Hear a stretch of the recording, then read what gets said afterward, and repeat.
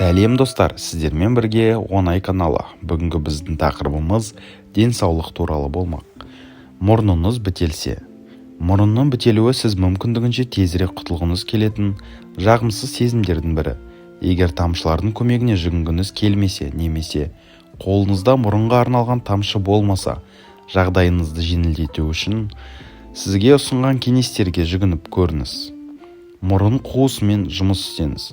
Сұқ саусақ пен ортаңғы саусақтардың көмегімен мұрынның қанаттарын аздап басып, оларды шеңбер бойымен 1-2 минуттай жұмсақ уқалаңыз. Бұл процедура тыныс алу жолдарын ашуға көмектеседі. Осылайша сімбіру де жеңілдей түседі. Мұрынның жоғарғы жағын қолмен қыздырыңыз. Микротолқынды пеште алдын ала қыздырылған немесе ыстық суға батырылған жылы матаны алып, онымен мұрныңызды жауып қойыңыз. Компресс жай ғана жылы болуы керек. Одан бөлінген жылу шырышты ерітеді. Бұл өз кезегінде мұрныңызды сімбіруге көмектеседі.